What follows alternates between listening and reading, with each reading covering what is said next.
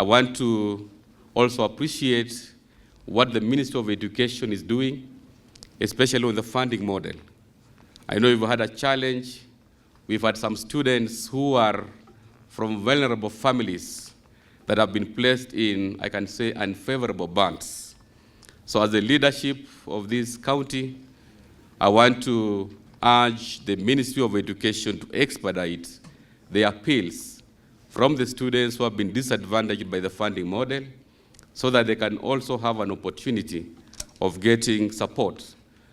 But overall, I appreciate the fact that no student will be sent away because of school fees. That is something that is overriding cornerstone of the funding model to support our students. As a county, we are also having some programs, scholarship programs. I know there are some students who have benefited from the county scholarship program, where we have supported over 200 students with fees from first year up to fourth year. Some of you are here, and this is going to be a program that we are doing in every financial year.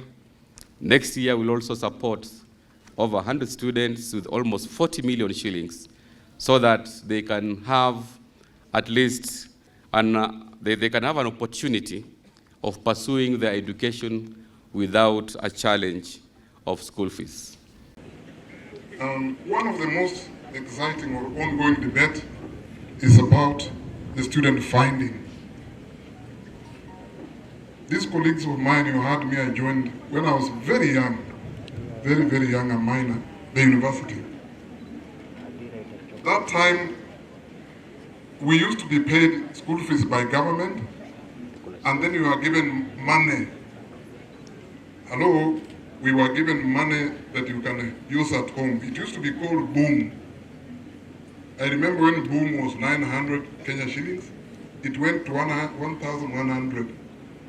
That money, I used it to pay school fees for my siblings. I also helped to build my poor parents their house at home. It worked. Well, the style of funding changed then. Came the World Bank issues with the SPs. I don't know what the meaning of SP. What the strategic programs, isn't it? And they were no longer giving a lot of things to the universities. Whereby funding was now co-shared between parents, students, and the government. It evolved to another old model, which we have now left, to the present day new funding formula. Now, the new funding model is designed to provide essential support to students from diverse backgrounds. Therefore, fostering an inclusive education environment by enhancing access to education. The system supports students through scholarships, loans, household contribution, and upkeep. The upkeep is what we used to call boom. Now, this model will ensure two things. There are two advantages, or three. Number one, it aims at reducing financial burden on students. And it also will ensure university cover the cost of programs. The university has been suffering under the old model. Some universities, maybe ours is not involved in, but are wallowing under very high level of debt. I know of one university which has not paid its staff for the last 2 months, and the unions are on strike. I know of others which have paid only percentages. But because of, number one, God's grace, and of course, good management, we have been able to steer our ship here well. We are not in those debt. I recognize we have some little money to do the part-time, but that we deal with. So we have been fairly introduced to them. So she's here, she'll give her remarks. And then below the council, we have two bodies that manage administrative and deans, directors, and CODs and coordinators.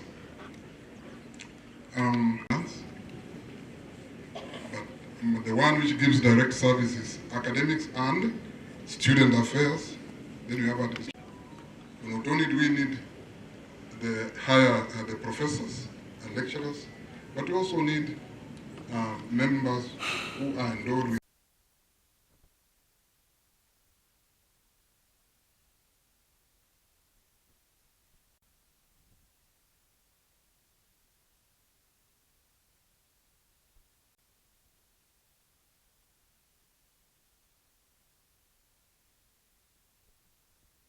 Do not get discouraged. Do not feel as though we are not with you. We're here to support you. As you've seen what the government has done with the new funding model, it is working.